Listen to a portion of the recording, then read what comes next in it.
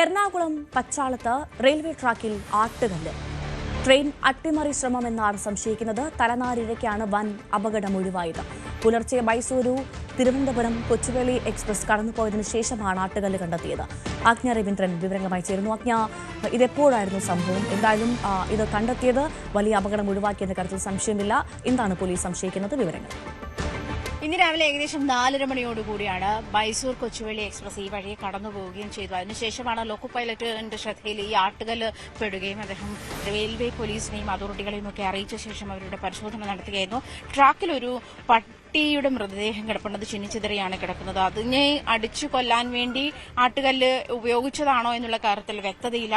എന്നിരുന്നാലും ട്രെയിൻ കയറിയായിരിക്കാം പട്ടി ഇവിടെ ശവം ചിതറിക്കിടക്കുന്ന ഒരു സാഹചര്യമാണ്. എന്നിരുന്നാലും അതിനു മുൻപ് ഈ പട്ടിയെ കൊല്ലാൻ വേണ്ടി ആട്ടുകല്ല് ഉപയോഗിച്ചു എന്നുള്ള കാര്യത്തിൽ വ്യക്തതയില്ല. എന്തായാലും പോലീസ് അന്വേഷിച്ചുകൊണ്ടിരിക്കുകയാണ്. ഫോറൻസിക് സംഘം എത്തി പരിശോധന നടത്തുന്നുണ്ട്.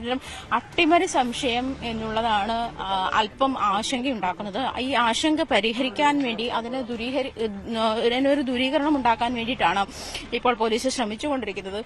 സിസിടിവി ദൃശ്യങ്ങൾ ഉൾപ്പെടെ പരിശോധിക്കുമെന്നാണ് അസിസ്റ്റന്റ് കമ്മീഷണർ നമ്മളോട്, റെയിൽവേ പോലീസ് അസിസ്റ്റന്റ് കമ്മീഷണർ നമ്മളോട് പറഞ്ഞത്. എങ്ങനെയാണ് ഈ ട്രെയിൻ ഈ ആട്ടുകല്ലിന്റെ മുകളിലൂടെ കടന്നു പോകുന്ന ഒരു സാഹചര്യം ഉണ്ടായിരുന്നു. എന്നിരുന്നാൽ പോലും വലിയ അപകടമാണ് ഒഴിവായത്.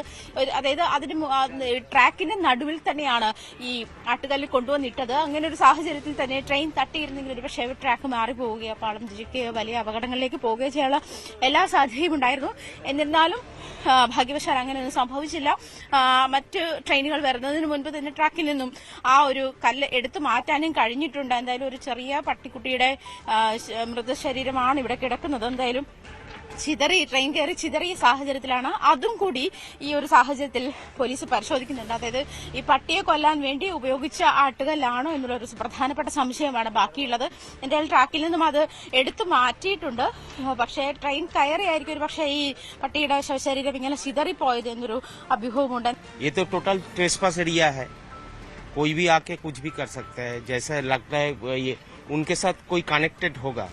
जो कुत्ता जो मरा है उनके साथ वो पत्थर का कोई कनेक्शन होगा. क्या हो सकता है ना?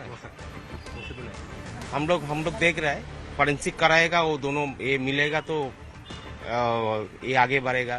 सीसीटीवी भी चेक हो रहा है. ठीक है. പോലീസ് പറയുന്നതനുസരിച്ച് ഈ സമീപ പ്രദേശങ്ങളൊക്കെ ലഹരി മാഫിയ ഉള്ള സാഹചര്യമുണ്ട്. അത്തരത്തിലുള്ള ആരെങ്കിലും ഒരു അങ്ങനെ ലഹരി ഉപയോഗിക്കപ്പെട്ട സാഹചര്യത്തിൽ അങ്ങനെ ഇങ്ങനെ ഒരു ഇന്റൻഷൻ ഉണ്ടായി പെട്ടെന്ന് കല്ലെടുത്ത് ഇതിനെ നടുവിലേക്ക് ഇട്ടതാണോ എന്നറിയില്ല.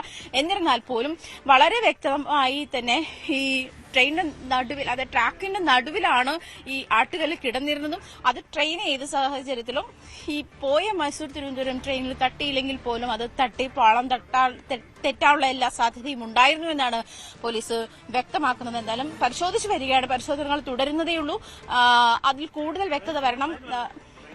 ആ ഒരു സാഹചര്യത്തിൽ കൂടുതൽ ക്ലാരിറ്റി ഉണ്ടാവണം ഈ ഒരു വിഷയത്തിൽ. അത് പോലീസ് പരിശോധിക്കുകയാണ്. ഫോറൻസിക് വിദഗ്ധർ ഉൾപ്പെടെ പരിശോധന നടത്തിയ ശേഷമേ അതിലെന്തെങ്കിലും സാഹചര്യമുള്ളൂ. നിലവിൽ ആശങ്കയുള്ളത് ഇത് അട്ടിമറിയാണോ എന്നുള്ളത് മാത്രമാണ്. നിലവിൽ ഈ നമുക്ക് കാണാം, ഈ ട്രാക്കിലൂടെ തന്നെ ട്രെയിനുകൾ എപ്പോഴും നിരന്തരം കടന്നു പോകുന്നത് കൂടിയാണ്. 2 ട്രാക്കുകളാണുള്ളത്, നിരന്തരം കടന്നു പോകുന്നതാണ്. ആ ഒരു സാഹചര്യത്തിൽ തന്നെ വലിയ അപകടമാണ് ഉണ്ടായിട്ടുള്ളത്. എന്തായാലും ട്രെയിനിൽ തട്ടാനുള്ള ഉയരം ആട്ടുകല്ലിനുണ്ടായിരുന്നില്ല. ആ ഒരു ഇതുകൂടി സാഹചര്യം കൂടി കണക്കിലെടുക്കുമ്പോൾ ഇതൊരു പക്ഷേ ഈ അട്ടിമറിക്കുള്ളതല്ല എന്നുള്ളൊരു വ്യക്തത പോലീസിന് വരുന്നുണ്ട്. പക്ഷേ എന്നിരുന്നാലും അത് സ്ഥിരീകരിക്കണം. അത്തരം സ്ഥിരീകരണങ്ങൾ ഉണ്ടാവണമെങ്കിൽ കൂടുതൽ പരിശോധന വേണ്ടിവരും. അടുത്തുള്ള CCTV ദൃശ്യങ്ങളടക്കം പോലീസ് പരിശോധിച്ചു വരികയാണ്. ആജ്ഞ രവീന്ദ്രനാണ് വിവരങ്ങൾ നൽകിയത്.